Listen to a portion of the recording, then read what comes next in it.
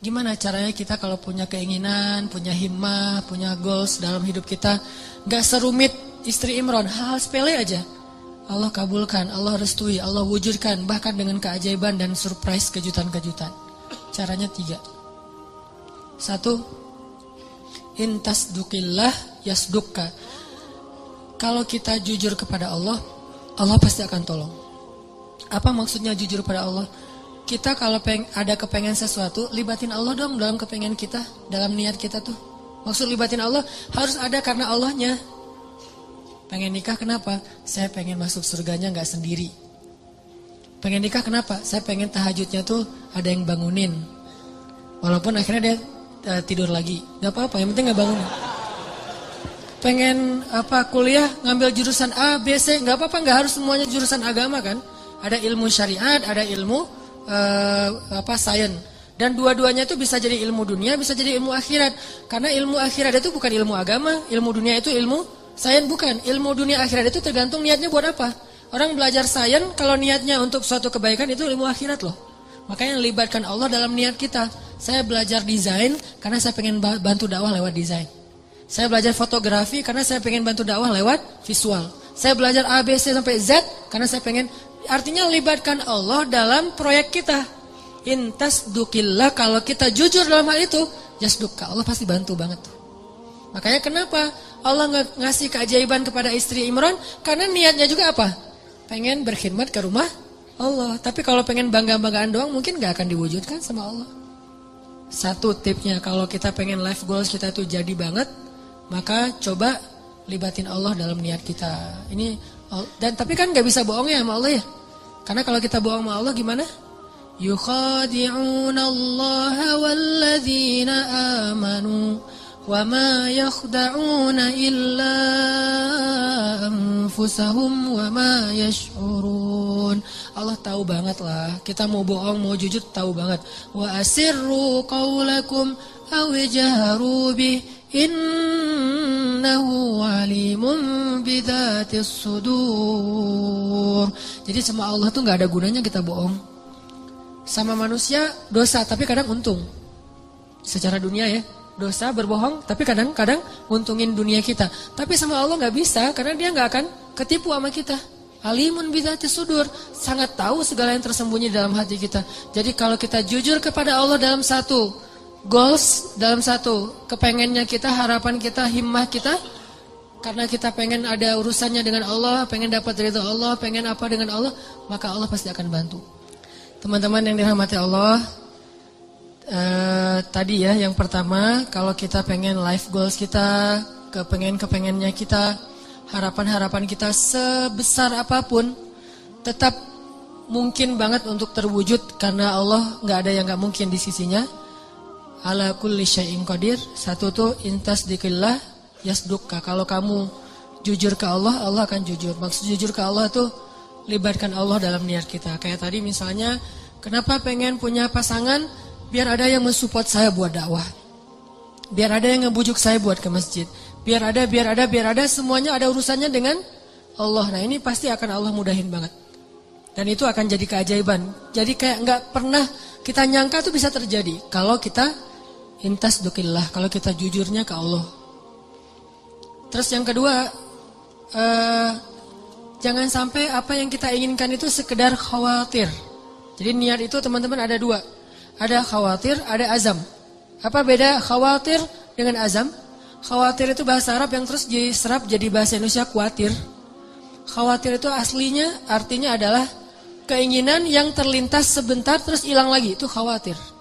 Misalnya kita ngelihat ada di histori kita gitu, ada anak hafal Quran 30 juz usia 7 tahun. Duh, pengennya kayak gini, dah. Lihat lagi nanti ada yang traveling kemana gitu Raja Ampat, aduh pengennya jalan-jalan kayak gini. Lihat lagi nanti ada yang ternyata baru beli mobil baru, aduh pengen mobil kayak gini. Lihat lagi ada yang baru selesai custom cafe racer, aduh pengen punya motor kayak gini. Gonta-ganti terus tuh keinginannya, ini namanya khawatir. Gak ada satupun yang akan terwujud. Dan kalau itu kebaikan pun tidak ada yang berpahala. Kenapa? Karena dia cuma terlintas. Kalau azam, keinginan yang kuat, gak terwujud, belum terwujud aja, itu udah berpahala. Jadi kayak kita pengen, aduh pengennya bisa menghafal Quran terus berhari-hari, berminggu-minggu dan diwujudkan dalam usaha-usaha yang semaksimal mungkin. Walaupun kita belum khatam 30 juz, kita udah dapat pahala seperti khatam 30 juz loh. Makanya kan keajaiban niat itu adalah niat aja ibadah kan. Kalau kita niat memperbanyak ta'adudin niyah, memperbanyak niat-niat yang baik, niat doang itu udah ibadah. Tapi syaratnya niat yang masuk dalam kategori azam, bukan dalam kategori khawatir. Benar-benar pengen gitu.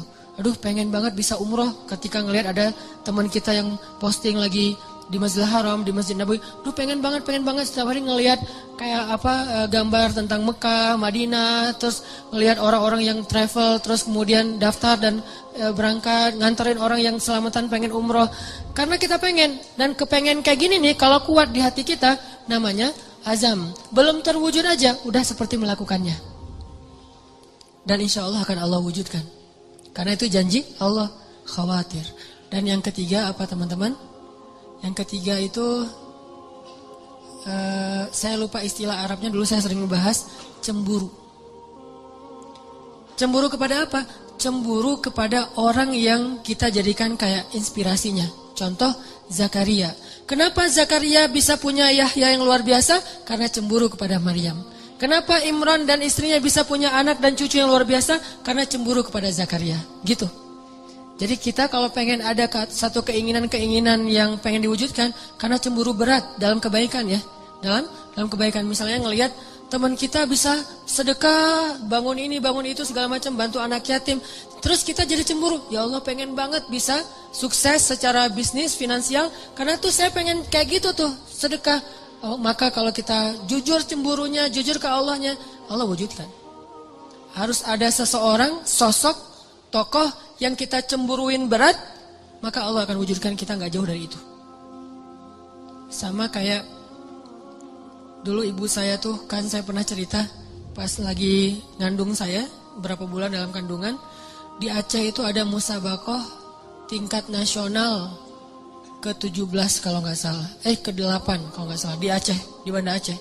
Ibu saya ngadirin acara penutupan musabakoh, dan qadarullahnya ada satu anak Aceh, Qori, tingkat anak-anak itu juara 1 pas pengumuman. Namanya kalau nggak salah Muhammad Yanis Yahya. Terus karena dia juara, dia disuruh ngaji penutupan gitu kan, perform lagi di penutupan. Pas dengerin dia ngaji tuh ibu saya kayak kena banget gitu, tersentuh banget. Lalu dia ngusap-ngusap perutnya sambil mengatakan, ya Allah, mudah-mudahan bayi dalam kandungan saya tuh kayak gitu. Itu kata ibu saya. Mudah-mudahan bayi dalam kandungan saya ini kayak gitu. 12 tahun kemudian, waktu itu Yanis usianya 12 tahun. 12 tahun kemudian ada musabakoh tingkat nasional di Pekanbaru. Saya ikut musabakoh mewakili Aceh tingkat anak-anak Qori, dan alhamdulillah Allah takdirkan juara 1. Dan ibu saya mengatakan, inilah doa saya 12 tahun yang lalu. Persis gitu. Karena apa? Karena ada rasa cemburu dalam kebaikan. Nah, siapa yang sekarang kita cemburui? Boleh teman pas reunian dia datang berdua, cemburu berat kan ya? Apalagi ada cerita dulu tuh, mantan ternyata gitu. Wah pengen banget gini ya Allah, gimana nih caranya? Memang gak ada yang lain yang kayak gini. Berat, cemburu yang luar biasa. Bukan cemburu karena happy-nya, seru-seruannya, tapi karena mungkin mereka berdua tuh sekarang kelihatan rukun, soleh-soleha, diberikan anak yang soleh-soleh yang luar biasa. Cemburu yang melibatkan Allah, maka Allah akan wujudkan itu. Seperti cemburunya istri Imran kepada Zakaria, dan cemburunya Zakaria kepada Maryam. 3 ini. Jujur sama Allah, libatin Allah. Terus yang kedua, apa tadi teh? Oh ya, azam, jangan khawatir. Keinginan itu harus kuat, jangan loncat-loncat, jangan ganti-ganti. Dan yang ketiga adalah cemburu. Sama kayak orang yang pengen banget ketemu dengan ulama siapa gitu kan ya. Karena azamnya kuat, diikhtiarkan dengan istighfar, dengan apa, akhirnya ketemu. Ini mudah-mudahan ini bermanfaat. Barakallahu li wa lakum. Mari kita tutup dengan sama-sama berdoa kepada Allah. Mudah-mudahan Allah wujudkan semua harapan-harapan